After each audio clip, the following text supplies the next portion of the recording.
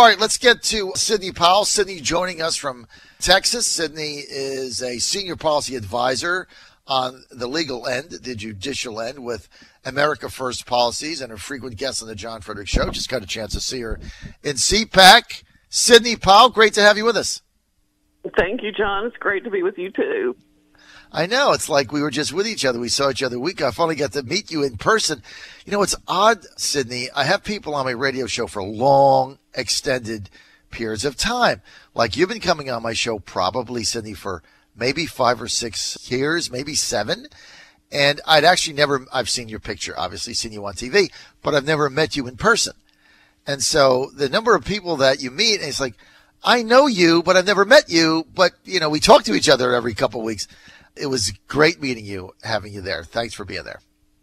Thank you. It was my pleasure. What's up with Sam the Nutcase Nunberg?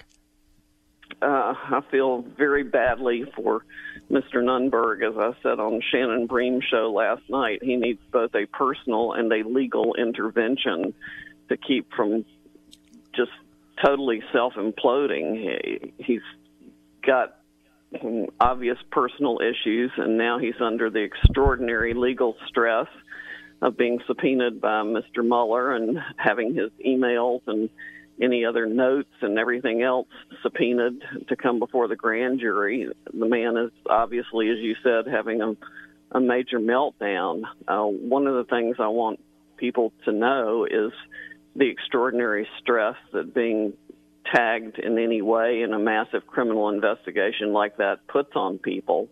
He's a clear example of that. That's why I wrote License to Lie, exposing corruption in the Department of Justice, so people can see the human toll that a wrongful prosecution takes. It's extraordinary.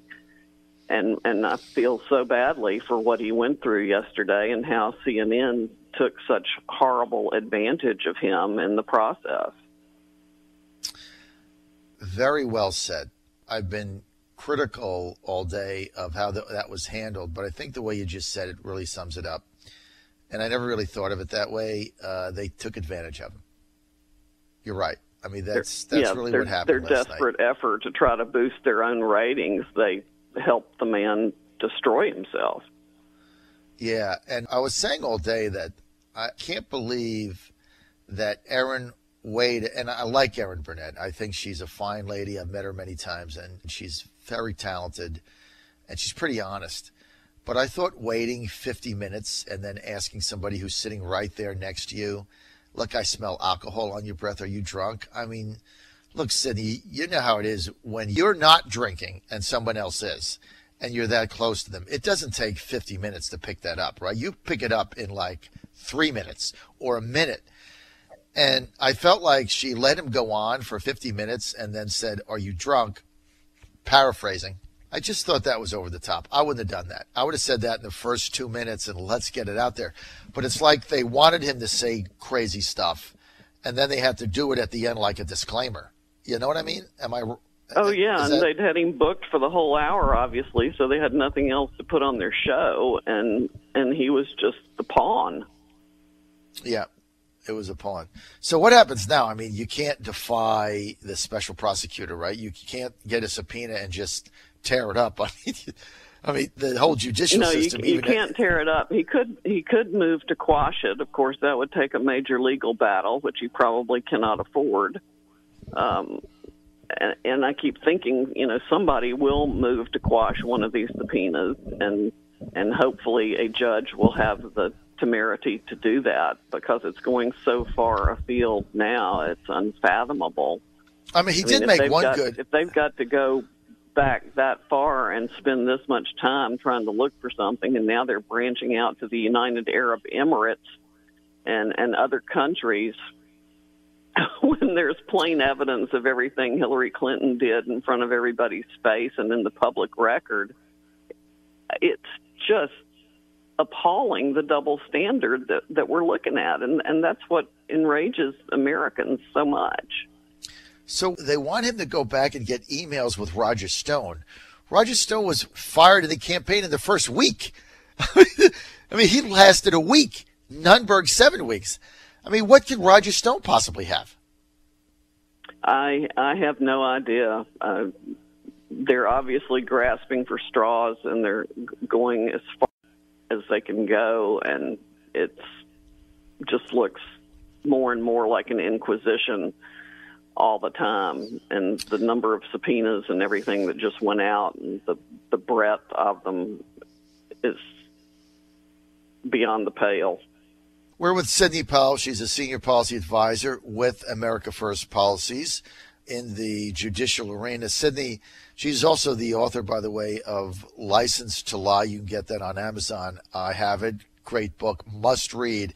Absolutely want to read it. It'll put chills up your spine. I'll tell you that. True story. So you get that on Amazon. Sidney, let's go to the UAE situation. Inform our audience what that is about and what Mueller is looking at with that. Well, as best I can tell, he is now searching for some sort of connection between the Trump campaign and the United Arab Emirates that goes back very early into the campaign. And I don't really know the details of it. It's just now starting to come forward and unfold, and it's just another stretch. I mean, obviously they've spent over a year trying to find evidence of collusion with Russia, and the only evidence of that traces to Hillary Clinton and the DNC and the FBI and the upper echelon of the Department of Justice. And obviously that's not the direction Mr. Mueller wanted to take it in, since he's always been busy protecting those people. So now he's looking at any sort of connection or financial dealings with the United Arab Emirates. Sidney, why hasn't Sessions convened a special prosecutor to look into Hillary, the dossier, emails, Uranium One, Clinton Foundation? Why don't we have somebody looking into that? I mean, nobody can really understand this. No, and I don't understand it at this point either. I thought maybe he's waiting for the report of the Inspector General to come out, which should be coming out any time now. But I don't see how it can wait much longer. Something's got to be done there. I don't think the rule of law in this country can survive the double much longer. So do you think Sessions will get the Inspector General report and then convene special counsel? I mean, he has the authority to do that, right? Yeah, he has the authority to do it right now, and I'm with you in thinking it's taken way too long already. But so I don't think he's going to do it. The Inspector General report is the only thing I can think of that he might be waiting on to give the world itself more evidence that that's exactly what has to be done. And then, I mean, it would be interesting. You could have two special counsels going on at the same time investigating, both candidates. But I think when you look both of which should have been done by the Department of Justice to begin with. Right, and neither was. Well, I mean, look, I don't think there's nothing there in the Trump thing. I mean, like you say, they keep looking and looking, they find nothing, so they have to go down other rabbit holes like UAE or something of that nature. But there's no evidence. I mean, 1 year into it, all this money, all this time, CNN spends 24 hours a day on it, and there's no evidence. Right. And it doesn't look like there's going to be any either, as far as I can see. And what except CNN with picked Hillary and the DNC and the Russians. Well, that's and where Mr. Steele that's where the collusion. That's where the collusion is. Like they're looking in the wrong place. They look there, they find it. Confusion. They got it confused with the wrong party. Collusion, confusion, no doubt about it. All right, I got to take off. I want to thank Sidney Powell for being with us. Always good to get your perspective, Sidney. And thanks for being with us. You can read License to Lie. Go to Amazon.com. Buy it there. Great book. And Sidney, also a senior policy advisor with America First Policies.